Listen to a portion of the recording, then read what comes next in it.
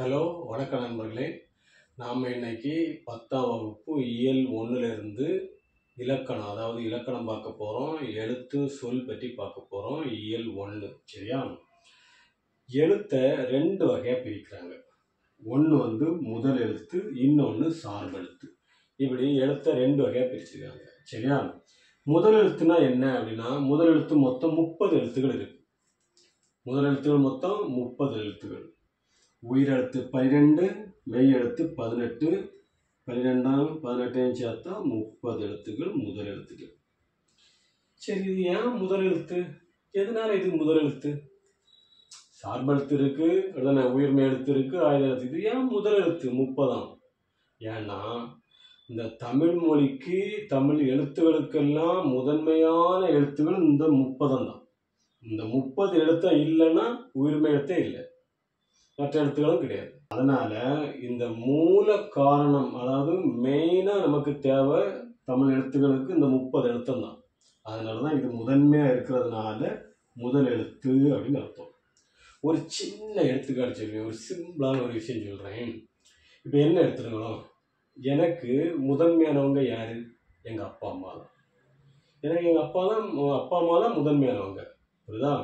அப்படி எங்க அப்பா அம்மா இல்லைன்னா நான் இல்லை அப்படிங்கிற. அப்ப முதன்மையானவங்க எனக்கு யாரு? எங்க அப்பா அம்மா. அதே போலதான் இந்த முதல் எழுத்து, புரியுதா? நான் யாரை சார்ந்து வாழ்றேன்? எங்க அப்பா அம்மாவை சார்ந்து தானே வாழ்றேன். அதே போல இந்த முதல் எழுத்துக்களை சார்ந்து வாழக்கூடியவங்க தான் இந்த சார்பெழுத்துகள் 10, புரியுதா? சார்பெழுத்து வந்து பாத்தீங்கன்னா முதல் எழுத்து 30 எதனால நான் சொல்லிட்டேன். முதல் எழுத்து மொத்தம் 30, உயிரெழுத்து 12, மெய் எழுத்து 18 ஆகிய 30. சார்பெழுத்துகள் 10 எதெல்லாம்னா உயிர்மெய், ஆயுதம், உயிரளபடை, ஒற்றளபடை, குற்றியலுகரம், குற்றியலிகரம், ஐகார குறுக்கம், ஔகார குறுக்கம், மகர குறுக்கம், ஆயுத குறுக்கம். சிபிஎஸ்சில இல்ல முதல்ல மெட்ரிக் எப்படி கேட்பாங்க? குறிட்டிடம் சார்பெழுத்துக்கள் டேஸ் வகைப்படும், 10 வகைப்படும். அப்ப ஞாபகம் வச்சுக்கணும், சார்பெழுத்துக்கள் 10 வகைப்படும். ஏன்னா உங்களுக்கு சிபிஎஸ்சிக்கு நல்லாவே தெரியும், மொத்தம் 4 ஆப்ஷன் தான், கொஸ்டின் ஆன்சர்லாம் கிடையாது. சிம்பிள்னா சிம்பிள், இதே மாதிரி சிம்பிள் நம்ம மெட்ரிக்லாம் கிடையவே கிடையாது. சிபிஎஸ்சி சிலபஸில் மட்டும்தான் ரொம்ப ஈஸியாக 4 ஆப்ஷன், சான்று தருக, இலக்கண நெறி தருக, கூறியவாறு மாற்றுக, நிரப்புக, இந்த 4 ஆப்ஷனில் தான் வரும். ஒரு கொஸ்டின் சொல்லி தந்தாச்சு, சார்பெழுத்து டேஸ் வகைப்படும், 10 வகைப்படும் சரியா? இப்போ ஞாபகம், இந்த சார்பெழுத்துல நம்ம வந்து 2 தான் படிக்க போறோம். அதாவது உயிரளபடை, ஒற்றளபடை. புரிஞ்சா? இந்த 2 தான் இந்த வகுப்புல படிக்க போறோம், உயிரளபடை, ஒற்றளபடை. ஓகேவா? நான் என்ன சொன்னேன்? சார்பெழுத்துகள் 10, அதுல உயிரளபடை, ஒற்றளபடை பற்றி பார்க்க போறோம்னு ஏற்கனவே சொன்னேன், அப்படிதானே? இதுல நீங்க நல்லா ஞாபகம் வச்சுடுங்க, அளபடை தான் உயிரளபடை, ஒற்றளபடை. ஏன்னா அளபடை 2 வகைப்படும். அளபடை 2 வகைப்படும். ஒன்று உயிரளபடை, இன்னொன்று ஒற்றளபடை. அளபடை இது 2 வகை. இந்த உயிரளபடை 3 வகைப்படும். ஏன்னா நல்லா ஞாபகம் வச்சுருங்க, அளபடை டேஸ் வகைப்படும்னு கேட்பாங்க, 2 வகைப்படும். உயிரளபடை டேஸ் வகைப்படும், 3 வகைப்படும். இப்படி தெரிஞ்சுக்கணும், ஓகேவா? அதனால செய்யுளிசை அளபடை, இன்னிசை அளபடை, சொல்லிசை அளபடைன்னு சொல்லிட்டு உயிரளபடை வந்து 3 வகைப்படும் சரியா? இப்போ அளபடைன்னா என்ன? அளபெடுத்தல் சரியா? அளபெடுத்தல் அப்படின்னா நீண்டு ஒலித்தல், ஓசை நீண்டு ஒலித்தல். ஒரு கொஸ்டின் கேட்பாங்க, அளபெடுத்தல்னா அதுக்கு ஆன்சர் நீண்டு ஒலித்தல் அப்படின்னு ஞாபகம் வச்சுருங்க. என்னன்னா செய்யுள்ள வந்து இந்த எழுத்தினுடைய அளவு இருக்குல்ல, எழுத்தினுடைய அளவுக்கு ஓசையை, மாத்திரையினுடைய அளவு அப்படியே கூட்டுதல். அளபடைனா எழுத்தினுடைய ஒலிக்கு மாத்திரையை கூட்டுதல் ஒரு பொருள் இருக்கு. என்னன்னு பாத்தீங்கன்னா செய்யுளில் உள்ள ஓசை, அதாவது இசையை வந்து கூட்டுதல் அப்படின்னு பொருள் சரியா? இந்த அளபடை பெரும்பாலும் நம்ம எங்க தெரியுமா பயன்படுத்துவோம்? முன்னால வந்து செய்யுள்ள பயன்படுத்துவாங்க. அதுலயும் பாத்தீங்கன்னா அதிகமா எங்க பயன்படும்னா பேச்சு வழக்குல தான் பயன்படும். பேச்சு வழக்குல தான் நம்ம வார்த்தையை வந்து ஓசை நயத்துக்காக நீட்டி ஒலிப்போம், புரியுதா? இப்போ அம்மாவை வந்து கூப்பிடணும், அம்மாவை கூப்பிட்டா பேச்சு வழக்குல நம்ம அம்மான்னு சொல்றோம், அம்மா இங்க வாங்க அப்படின்னு கூப்பிடுறோம். அம்மா ஒரு பக்கத்து ரூம்ல இருக்காங்க, அம்மா வருவாங்களா? அம்மை கேட்குமா? கேட்காது. எப்படிமா கூப்பிடணும்? அம்மா, தாயே, தம்பி அப்படி சொல்லி கூப்பிடணும். நீட்டி ஒலிக்கிறோம் பாத்தீங்களா? அக்கா அக்கா சொன்னா கேட்காது. அக்கா நீட்டி ஒலிக்கிறோம். இப்படி பேச்சு வழக்கில் தான் பெரும்பாலும் இந்த அளபடை வந்து நமக்கு பயன்படுது. புரியுதா? அப்போ இதை நீங்க பாருங்க, இதுதான் அளபடைன்னு சொல்லிட்டேன். ஓகேவா? அளபடையை பற்றி தெரிஞ்சாச்சு. அளபடை எத்தனை வகைப்படும்? 2 வகைப்படும். ஒன்று உயிரளபடை, இன்னொன்று ஒற்றளபடை. உயிரளபடை வந்து 3 வகைப்படும். சரியா? இப்போ உயிரளபடைன்னா என்ன? உயிரெழுத்து அளவெடுப்பது. உயிரெழுத்துல எந்த எழுத்து அளவெடுப்பது? உயிரெழுத்துல மொத்தம் நெடிலெழுத்துக்கள் 7. நெடிலெழுத்துல 7. இந்த நெடிலெழுத்துக்கள் 7ம் தன்னுடைய மாத்திரை அளவிலிருந்து நீண்டு ஒலிப்பது தான் எனது உயிரளபடை. என்ன சார் மாத்திரை மாத்திரைன்னு சொல்லுது? மாத்திரைன்னா என்ன? விக்ஸாக்சன் 500 அப்படிதானே? அந்த மாத்திரை கிடையாது. இது மாத்திரைன்னு சொன்னா கண்ணிமை பொழுதும் கை நொடி பொழுதும் மாத்திரைன்னு சொல்லுவாங்க. கை நொடி பொழுதும் மாத்திரை. நம்ம கண் இமைக்கிறோம் இல்லையா? அந்த அந்த கால அளவு, கண்ணை இமைச்சிட்டு ஒருக்கா இமைத்துட்டு இன்னொருக்கா இமைக்கிறதுக்கு எடுக்கக்கூடிய கால அளவு தான், அந்த இடைப்பட்ட தூரம் தான், அந்த கால அளவு தான் எனது மாத்திரை. கை இப்போ ஒரு அடிச்சாச்சு, அடுத்து திரும்ப அடிக்கிறதுக்கு எவ்வளோ நேரம் ஆகுது? அந்த கால இடைவெளி தான் எனது மாத்திரைன்னு சொல்லுவாங்க. சரியா? குறிலுக்கு வந்து 1 மாத்திரை, நெடிலுக்கு 2 மாத்திரை, மெய்யுக்கு அரை மாத்திரை, இப்படி நமக்கு தெரியும் மாத்திரை அளவு. சரியா? இதுல அளபடைக்கு வந்து பாத்தீங்கன்னா 3 மாத்திரை. அளபடைக்கு வந்து 3 மாத்திரை. அது எப்படிங்கிறத நம்ம லைட்டா பார்த்துடலாம். சரியா? இப்போ உயிரளபடை, உயிரெழுத்து அளவெடுக்கிறது. அதாவது என்னன்னா, இந்த உயிரளபடைக்கும் செய்யுளி அளபடைக்கும் வந்து ஒரே விளக்கம் தான். அது 2 மாற்றம் கிடையாது, ஞாபகம் வச்சுருங்க. செய்யுள்ள வந்து ஓசை குறையும் போது, ஏன்னா இனிய ஓசைக்காக தான் அளவெடுக்கிறதுன்னு நம்ம சொல்லிட்டோம். அதனால செய்யுள்ள ஓசை குறையும் போது அந்த ஓசையை நிறைவு செய்வதற்காக உயிரெழுத்துக்கள்ல 12 எழுத்துக்கள்லையும் நெடிலெழுத்துக்கள் 7ம் தன்னுடைய மாத்திரை அளவிலிருந்து நீண்டு ஒலிப்பது. அதுதான் எனது உயிரளபடை. செய்யுளி அளபடையும் அதே தான், சேம் தான். ஓகேவா? அது எப்படின்னு இப்ப பார்த்துடலாம். சரியா? இப்ப நீங்க பாருங்க, நான் ஏற்கனவே முதல்ல சொன்ன அம்மா அம்மா அப்படி எழுது. சரியா? சாதாரணமா அம்மா அப்படி சொல்லுவோம். இங்க நீங்க நல்லா பாருங்க, ஆ இம் மா, அம்மா. இது என்ன? இதுதான் அளபடை. இப்படி வந்தாதான் அளபடை. இப்படி வெறும் அம்மான்னு இருந்தா அது அளபடை கிடையாது. அம்மாவுக்கு பக்கத்துல ஒரு சின்ன குறிலா இருக்குல்ல, இதுதான் அளபடை. இது எப்படி சார் அளபடை அப்படின்னா, இதுதான் சொன்னேன், இனிய ஓசைக்காக. அம்மா அப்படின்னு கேட்டா அது வந்து இனிய ஓசை கிடையாது. அதாவது செய்யுள்ள ஓசை குறைஞ்சிருக்கு, அந்த ஓசையை வந்து நிறைவு செய்யறது குறில் எழுத்து வரேன்னு சொல்லியிருக்கோம். இப்போ அம்மானி கூப்பிட்டா அது வந்து இனிய ஓசை இல்லையா? ஓசை குறை. புரியுதா? சுவாரஸ்யம் இல்லை. எப்படி சொல்லணும்? அம்மா, அக்கா, தம்பி அப்படி நீட்டி ஒலிக்கணும். அப்படி நீட்டி ஒலிக்கும் போது இந்த இம் கூட்டல் ஆதான் அம்மா. இம் கூட்டல் ஆதான் இந்த அம்மா. அப்ப இதுல கடைசியில் இருக்கிறது ஆதானே. இந்த ஆ நெடில், இதுதான் 7 எழுத்து சொன்னோம் இல்லையா? நெடில் எழுத்து 7. அதுல ஒண்ணு இது ஆ. இந்த நெடில் எழுத்துக்கு பக்கத்துல நீண்டு ஒலிக்கும் போது அதற்கு இனமான குறில் எழுத்து பக்கத்துல வரும். இங்க ஆன் இருந்ததுன்னா இங்க ஆ வரும், இங்க ஈ இருந்துச்சுன்னா இங்க ஈ வரும், குறில் ஈ வரும். இங்க ஊ நெடில் இருந்துச்சுன்னா பக்கத்துல குறில் ஊ வரும். இதுதான் உயிரிழப்படை. ஏன்னா உயிரெழுத்து அளவெடுத்து வர்றதுனால இது வந்து உயிரிழப்படை பேர். புரியுதா? இதே தான் செய்யுளி அளபடை, இதே சேம் தான். அதுல மாற்றமே இல்லை, 2ம் சேம் தான். சரியா? என்ன ஒரு விஷயம்னா, இந்த செய்யுளி அளபடை வந்து 3 வகையில வரும். செய்யுளி அளபடை எத்தனை வகையில வரும்? 3 வகையில வரும். ஒண்ணு மொழி முதல்,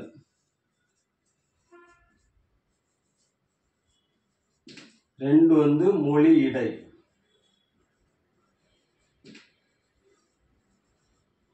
3 மொழி இறுதி. ஏன்னா செய்யுள்ள ஓசை குறையும் போது அந்த ஓசையை நிறைவு செய்வதற்காக மொழிக்கு முதல்லையும் மொழிக்கு இடையிலையும் மொழிக்கு இறுதியிலும் வந்து நெட்டெழுத்துக்கள் தன்னுடைய மாத்திரை அளவிலிருந்து நீண்டு ஒலிக்கும். அப்படிங்கிறது தான் செய்யுளி அளபடை. செய்யுளில் ஓசை குறையும் போது மொழிக்கு முதல்லையும் மொழி இடையிலையும் மொழி இறுதியிலையும் தன்னுடைய மாத்திரை அளவிலிருந்து நீண்டு ஒலிக்கும் அப்படிங்கிறது தான் செய்யுள் சேரப்படை. அதனால ஞாபகம் வச்சுருங்க. ஓகேவா? இப்போ நீங்க பாருங்க, மொழி முதல் ஃபர்ஸ்ட் மொழி முதல். சரியா? மொழி முதல்ல எப்படி அளவெடுக்குன்னு பாருங்க. ஓதல், ஓதல். பாருங்க, நல்லா பாருங்க. ஓதல், ஓதல், ஓதல். இது கரெக்டா? இந்த ஓ தேவையா? இது ஓதல் தானே. இப்படி ஓதல்னு சொல்லியாச்சு. அப்புறம் இதுக்கு பக்கத்துல எதுக்கு குறில் ஓ? இதுதான் அளபடை. இதுதான் அளபடை. இங்க என்னன்னா செய்யுளில ஓசை குறைஞ்சிருக்கான். ஓதல்னு சொல்லும்போது ஓசை குறைஞ்சிருக்கும். அதனால அந்த ஓசையை நிறைவு செய்வதற்காக அதுக்கு பக்கத்துல ஒரு குறில் வந்து இப்ப எப்படி வாசிக்கணும்? ஓதல், ஓதல், ஓதல்னு சொல்லிவிட. ஓதல், ஓ ஓ சொல்ல, ஓ ஓ ஓதல். ஓகேவா? அப்படியே நீட்டி ஒலிக்கணும். அப்ப செய்யுள்ள ஓசை குறைஞ்சிருக்கு. அந்த ஓசையை நிறைவு செய்வதற்காக இந்த நெடில் ஓய்க்க பக்கத்துல குறில் ஓ வந்திருக்கிறதுனால இது செய்யுளி சேரப்படை.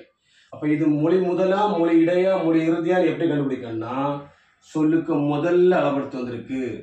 ஒரு சொல்லினுடைய முதல்ல இப்படி அளபடுத்து வந்துச்சுன்னா அது மொழி முதல். அது மொழி முதல். சரியா? அடுத்தது மொழி இடை. மொழி முதல் பார்த்துட்டோம், ஓதல் பார்த்துட்டோம். அடுத்தது மொழி இடை பார்த்தீங்கன்னா உரார்க்கு. உரார்க்கு அப்படின்னு சொல்லும்போது பாருங்க, உரார்க்கு. இப்போ உரா இல்லையா, அர்க்கு.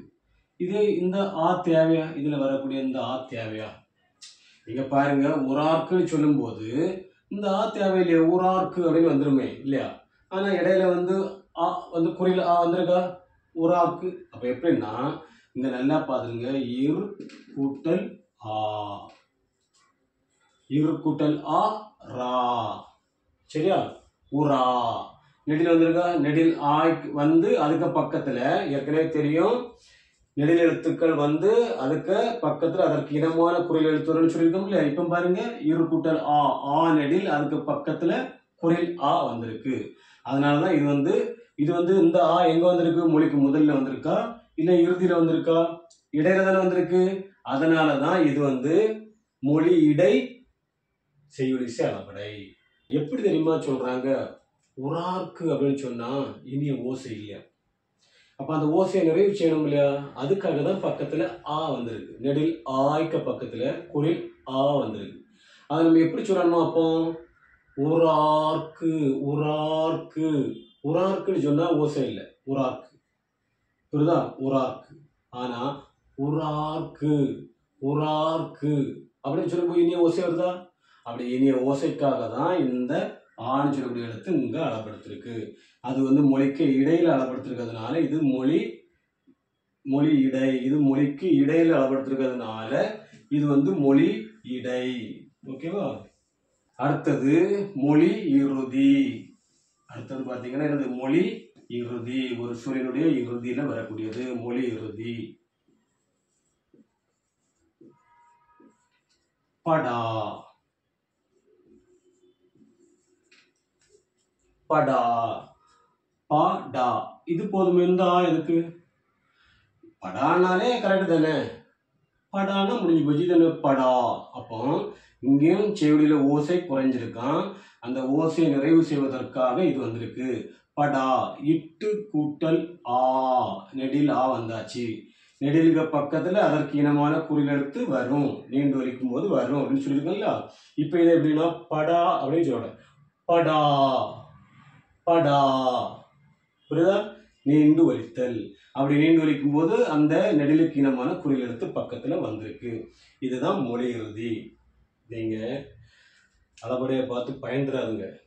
கடைசி வரைக்கும் பாருங்க. கடைசியில தான் இந்த மூணு எல்லாத்தையுமே நீங்க அளபடையை எப்படி கண்டுபிடிக்க ஷார்ட்கட் ட்ரிக் இருக்குது. அதை நம்ம வச்சே கண்டுபிடிச்சிடலாம். நீங்க பெரிய கஷ்டம் கிடையாது. என்னன்னா உங்களுக்கு இப்ப 4 ஆப்ஷன்ல இப்ப எடுத்து இது நிரப்பு எப்படி கேட்பாங்க? செய்யுளில் ஓசை குறையும் போது ஓசை நிறைவு செய்வதற்காக டேஸ் எழுத்துக்கள் அளவெடுக்கணும்னு கேட்கலாம். இல்லைன்னா என்ன அளவெடுக்கணும்னு கேட்டலாம், வகையை கேட்கலாம். அப்போ நமக்கு அது தெரியணும் இல்லையா? அதுக்காக தான் உங்களுக்கு இப்படி ஒரு விளக்கம். என்ன ஒன்று இது கண்டுபிடிக்கிறதுக்காக தான். சரியா? ஆனால் எளிமையாக கண்டுபிடிக்கிறதுக்கு வழி இருக்கு. நீங்க எல்லாம் பாருங்க, கடைசியில் அதை எப்படி கண்டுபிடிக்கணும்னு சொல்லித்தரேன். சரியா? இப்போ இது என்னது, செய்யுளி அளபடை பார்த்தாச்சு. அதனுடைய 3 வகையும் பார்த்தாச்சு. அடுத்தது 2வது இன்னிசை அளபடை. செய்யுளி அளபடை பார்த்தாச்சு. அடுத்து நம்ம எதை பற்றி பார்க்க போறோம்? இன்னிசை அளபடை பற்றி பார்க்க போறோம். ஓகேவா? நம்ம செய்யுளி அளபடையில என்ன பார்த்தோம்னா, செய்யுளில் ஓசை குறையும் போது அந்த ஓசையை நிறைவு செய்வதற்காக உயிரெழுத்துகளுள் நெட்டெழுத்துக்கள் 7 தன்னுடைய மாத்திரை அளவிலிருந்து மிகுந்து ஒலிப்பது, நீண்டு ஒலிப்பது தான் செய்யுளி அளபடைன்னு பார்த்தோம். அதே போலதான் இன்னிசை அளபடையும். ஆனா கொஞ்சம் மாற்றம் என்னன்னா, இங்க செய்யுளில் ஓசை குறையும் போது அந்த ஓசை நிறைவு செய்வதற்காக வரக்கூடியது செய்யுளி அளபடை. ஆனா இன்னிசை அளபடையில் அப்படி இல்லை. ஓசை குறையாது, ஓசை குறையவே செய்யாது, ஓசை இருக்கும். ஆனா குறையாத இடத்துலையும் இனிய ஓசைக்காக அளவெடுப்பது. சரியா? ஓசை குறையாத இடத்தும் இனிய ஓசைக்காக அந்த நெட்டெழுத்துக்கள் 7 தன்னுடைய மாத்திரை அளவிலிருந்து நீண்டு ஒலிப்பது தான் இன்னிசை அளபடை. ஓகேவா? இங்க பாருங்க, நல்லா அங்க நெடில் ஆய்க்க பக்கத்துல அதற்கு இனமான குரல் எழுத்து ஆ வந்துச்சு.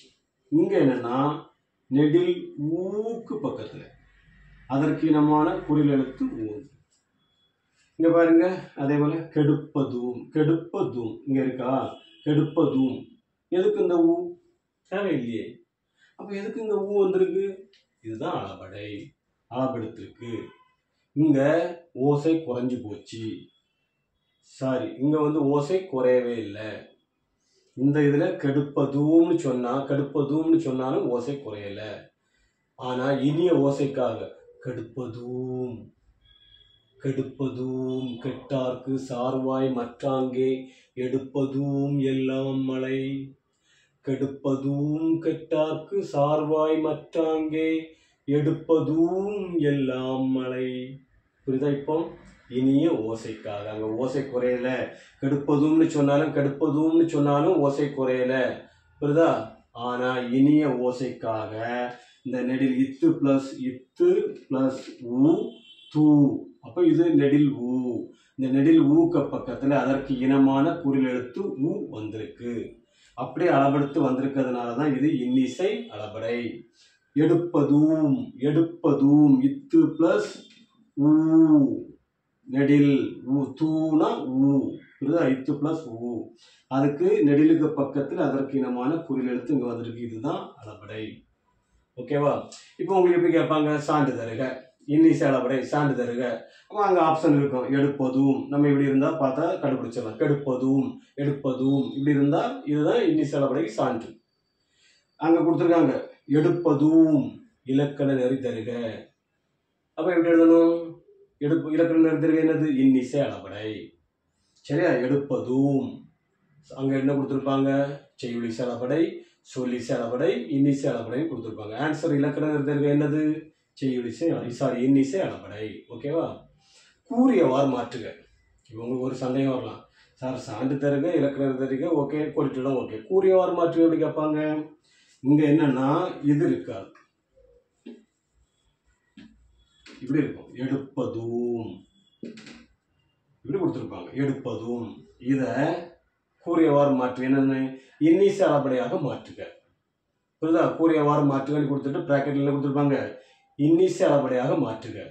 இங்க எடுப்பதும் இருக்கு. இது இன்னிசை அளபடையா? இங்கதான் அளபெடுக்கவே இல்லையே, அளபெடுக்க இல்லையா? அப்ப இது அளபடை கிடையாது இல்லையா? அப்ப இன்னிசை அளபடையா மாத்தணும்னா என்ன செய்யணும்? நெடில் ஊக்கு தூனா நெடில் லாஸ்ட்ல இத்து பிளஸ் ஊ, நெடிலுக்கு பக்கத்துல அதற்கு இனமான குறில் எழுத்தை சேர்க்கணும். இப்படி அங்க ஆப்ஷன்ல இருக்கான்னு பார்க்கணும். அவ்வளவுதான். ஓகேவா? அடுத்தது பாத்தீங்கன்னா இன்னிசை அளபடை பார்த்தாச்சு. அடுத்தது 3வது வகை என்னது? சொல்லிசை அளபடை. சொல்லிசை அளபடை. சரியா? இந்த சொல்லிசை அளபடை ஒரு திருக்குறள் எடுத்துக்காட்டோட பார்த்துரும். அப்பதான் எளிமையா இருக்கும். சரியா? உரநசையி உள்ளம் துணையாக சென்றார் வரநசையி இன்னும் உளேன். இங்க நல்லா பாருங்க. உரநசை, உரநசை போதும் தானே? எதுக்கு இங்க ஈ? ஏன் ஈ வந்திருக்கு? அப்ப ஈ வந்திருக்குன்னா ஈய ஓட்டணும், ஈய ஓட்டணும் இல்லையா? ஏன் ஈ வந்திருக்கு? ஈ அடிக்கணும் வேணும். ஓகேவா? அடிச்சு விரட்டிடுவோம். உரநசையி உள்ளம் துணையாக சென்றால் வரநசையி இன்னும் உளேன். இதுக்கு என்ன தெரியுமா அர்த்தம்? தலைவன் தலைவியை விட்டுட்டு தொழிலில் வெற்றி பெறுவதற்காக பிரிஞ்சு போயிட்டான். சொலிசை அளபடைன்னா என்ன தெரியுமா? பெயர் சொல்ல வினை சொல்லா மாற்றுவதற்கு, இல்லைன்னா பெயர் சொல்ல வினை எச்சமா மாற்றுவதற்காக தான் அளபெடுக்கக்கூடியது இந்த ஈ. இந்த ஈ எதுக்கு அளபெடுத்திருக்கு அப்படின்னா, பெயர் சொல்ல வினை எச்சமா மாற்றணும், இல்லைன்னா வினை சொல்லா மாற்றி பொருள் கொண்டு வரணும். இப்போ விருப்பம்னு சொன்னா அதுல விருப்பமாக கொண்டு அவர் உள்ளத்தை வந்து விருப்பமாக கொண்டு போனார்னு சொன்னா பொருள் வரல. அங்க எப்படி பொருள் வருதாம்னா, நசைன்னு சொல்லும்போது அது வினை எச்சமா மாறுதான். வினை எச்சமா மாறினா அந்த நசைக்கு பொருள் என்னன்னா விரும்பின்னு அர்த்தம். நசைனா என்ன பொருளாம்? விரும்பின்னு அர்த்தம். ஆனா அதே நசைன்னு சொன்னா விருப்பம், விருப்பமாக கொண்டு அப்படி கிடையாது. அந்த உள்ளத்தை வந்து என்ன பண்றாரு, அவரு வந்து ஊக்கமாக கொண்டு போறதுக்கு விரும்பி அப்படின்னு அர்த்தம். புரியுதா? அதனால அப்படி அந்த பெயர் சொல்ல வினை சொல்ல மாற்றுறதுக்காக தான் இந்த ஈ வந்திருக்கு அப்படின்னு சொல்றாங்க. ஓகேவா? அதனாலதான் இது வந்து சொல்லிசை அளபடை. பெயர் சொல்லை வினை எச்சமாக மாற்றுவதற்காக அளபெடுப்பது தான் சொல்லிசை அளபடை. வரநசை, வரன்னா வருவதற்கு. அப்போ அவர் வந்து போயிருக்காரு, பொருளீட்டுறதுக்கு போயிருக்காரு. ஆனா நான் அவர் வர்றது வரைக்கும், புரியுதா, நான் வர்றது வரைக்கும் அவருக்காக எப்படி விரும்பி, நசை வருவதற்கு விரும்பின்னு அர்த்தம். விருப்பம், அவர் வருவதற்கு, வரன்னா வருவதற்கு, நசைனா விருப்பம், நசைனா தானே விரும்பி. அவர் வந்து வருவதற்காக நான் விருப்பமா இருந்தேன்னு இல்லை, நான் வருவதற்காக விரும்பி அவர் சீக்கிரம் வந்து என்னோட சேரட்டும் அப்படின்னு நான் விரும்பி அவருக்காக காத்துட்டு இருக்கேன் அப்படிங்கிறத இதுல பொருள். அதனால அந்த விரும்பி அப்படிங்கிறத கொண்டு வரதுக்காக தான் இந்த ஈ வந்து இங்க அளபெடுத்திருக்கு. புரியுதா? நம்ம இப்போ அளபடை பார்த்தாச்சு. அளபடை 2 வகைப்படும்: உயிரளபடை, ஒற்றளபடை. உயிரளபடை 3 வகைப்படும்: செய்யுளிசை அளபடை, இன்னிசை அளபடை, சொல்லிசை அளபடை. செய்யுளிசை அளபடையை 3ஆக பிரிச்சிருப்பாங்க: மொழி முதல், மொழி இடை, மொழி இறுதி. இதெல்லாம் பார்த்துட்டோம். இன்னிசை அளபடையும் பார்த்தாச்சு, சொல்லிசை அளபடை இதெல்லாம் பார்த்துட்டோம். ஓகேவா? அடுத்தது அளபடை 2 வகையில் உயிரளபடை பார்த்தாச்சு. இனி பார்க்க போகிறது ஒற்றளபடை. சரியா? ஒற்றளபடை. ஒற்றளபடை ஒற்று அப்படின்னு சொன்னா ஒற்று கூட்டல் அளபடை. ஒற்று கூட்டல் அளபடை. சரியா? அப்ப என்ன ஒற்று கூட்டல் அளபடை? ஒற்றளபடை ஒற்றெழுத்து அளபெடுத்து வருவது. ஒற்றெழுத்துனா மெய் எழுத்துன்னு அர்த்தம். ஒற்று அப்படின்னா மெய் எழுத்து. ஒற்றுனா என்ன அர்த்தம்? மெய் எழுத்து. இந்த மெய் எழுத்து அளபெடுத்து வருவது, அவ்வளவுதான். Very simple. ஓகேவா? மெய் எழுத்துக்கள்ல இப்ப மெய் எழுத்து மொத்தம் எத்தனை? 18. எல்லா எழுத்தும் வருமா? வராது. மெய் எழுத்துல மொத்தம் 10 எழுத்துக்கள் தான் அளபெடுத்து வரும். ஞன நமன இந்த 6 மெய் எழுத்தும் மெல்லின மெய் எழுத்தும்.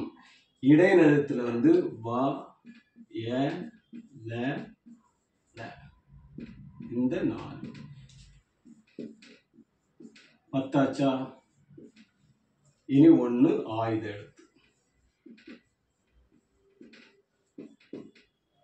1 டோட்டல் 11. அப்போ ஒற்றளபடையில் அளபெடுக்கும் எழுத்துக்கள் மொத்தம் எத்தனைனா 11. ஒற்றளபடையில் அளபெடுக்கும் மொத்த எழுத்துக்கள் 11. மெய் எழுத்துகள் 10. நல்ல ஞாபகம் வச்சுருங்க. ஒற்றளபடையில் அளபெடுக்கும் மெய் எழுத்துக்கள்லாம் 10, மொத்த எழுத்துக்கள்லாம் 11. ஏன்னா ஆயுத எழுத்து மெய் எழுத்துக்கள், ஆயுத எழுத்து மெய் எழுத்தா? இல்ல, ஆயுத எழுத்து தனி. அதனால மொத்த எழுத்துக்கள் 11, மெய் எழுத்துக்கள் 10. மொத்தம் இந்த 11 எழுத்தம்தான் ஒற்றளபடையில அளபெடுக்கக்கூடிய எழுத்துக்கள். சரியா? இப்போ இதுக்கு ஒரு எடுத்துக்காட்டு பார்த்துடலாமா? இங்கிறைவன்.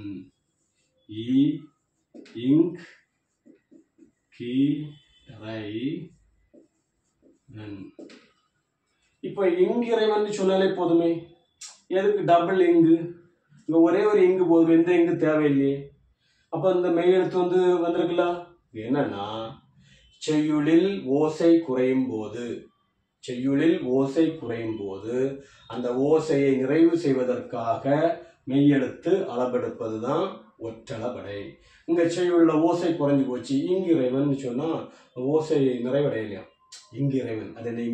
இங்கிறைவன், இங்கிறைவன், இங்கிறைவன், எங்கிலங்கு. புரியுதா? அங்கிறைவன். இப்படி அதை வந்து நீட்டி உரிக்கணும். அதுக்கு தான். அப்ப இனிய ஓசை, அங்க செய்யுளில் ஓசை குறைஞ்சு போச்சு, அந்த ஓசையை நிறைவு செய்வதற்காக இங்கிறைவன். இங்கிறைவன் சொல்லக்கூடாது, இங்கிறைவன் சொல்லணும். அதுக்கு தான் ஓசையில் வந்து இனிய செவியுள்ள ஓசை குறைஞ்சதுனால அந்த ஓசையை நிறைவு செய்வதற்கு இந்த மெய் எழுத்து இங்கே அளபெடுத்திருக்கு. அதனால தான் இது வந்து ஒற்றளபடை. ஓகேவா? இப்படி இப்போ இதுக்கு எப்படி கேட்பாங்க? சான்று தருக. சான்று தருகன்னா இதான் எங்கிறைவன் சான்று கொடுத்தாச்சு. சான்றை கொடுத்துட்டு கேட்டால் இலக்கணம் தருக, அதாவது சான்று தருகன்னு கேட்டால் நம்ம என்ன பண்ணணும்? சான்று கொடுக்கணும், எடுத்துக்காட்டு கொடுக்கணும். எடுத்துக்காட்டு கொடுத்தாச்சு, இதான் சான்று தருக. சான்றை கொடுத்துட்டு என்ன கேட்பாங்க? இலக்கணம் தருக. அப்போ சான்று இங்கிறைவன் கொடுத்துருக்காங்க. அங்கே என்ன கேட்பாங்க? செவிலி செலப்படை, இன்னி செலப்படை, சொல்லி செலப்படை, ஒற்றளபடை. ஆன்சர் என்ன? ஒற்றளபடை.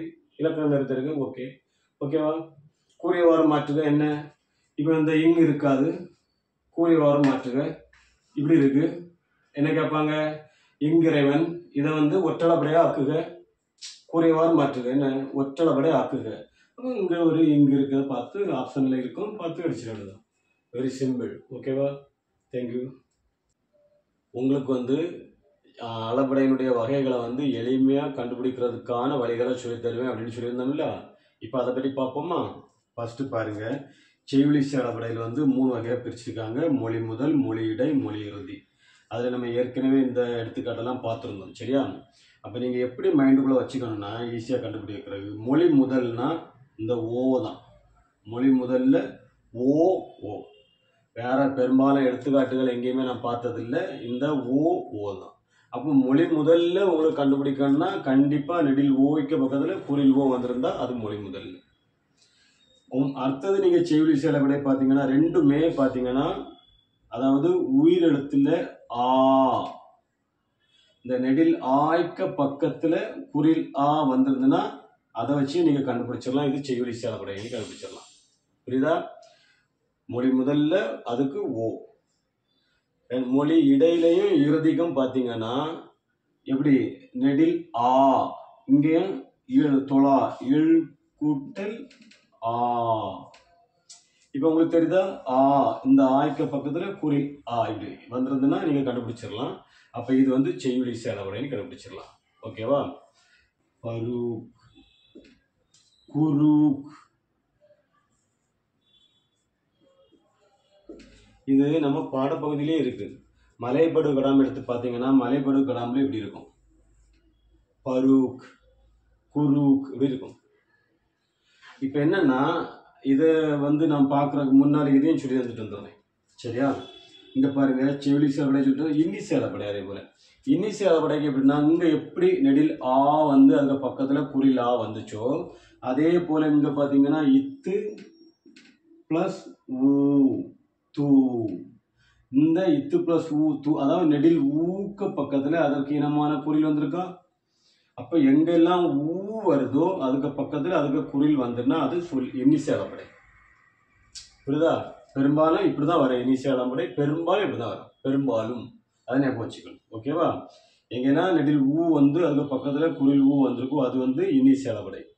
எங்கெல்லாம் இப்படி ஈ வந்திருக்கோ, இப்போ நசைன்னு சொல்லும் போதே இது என்னது?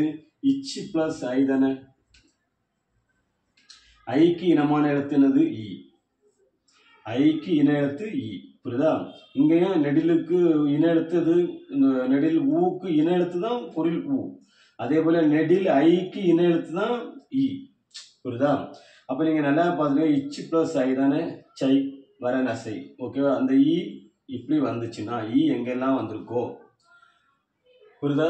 இந்த ஐனில இந்த ஈ எங்கெல்லாம் இப்படி வருதோ அங்கெல்லாம் நீங்க நல்லா ஞாபகம் வச்சிடுங்க, சொல்லி அளபடைன்னு வச்சிடுங்க. ஆனா பெரும்பாலும் எல்லா இடங்கள்லயும் பொருந்தாது. ஏன் அப்படின்னு சொல்றேன்னா, இப்ப இங்க பாருங்க சொல்லி அளபடை. இப்ப இது நீங்க தம்பின்னு இருக்கு, தம்பி, இது சொல்லி அளபடையான கிடையாது. ஏன்னா அதுக்குதான் நீங்க வீடியோ ஃபுல்லும் பார்க்கணும். சொல்லி அளபடைன்னா என்ன? பெயர் சொல்ல வினை எச்சமா மாத்துறதுக்காக அளபெடுக்கிறதுன்னு சொல்லியிருக்கோம்.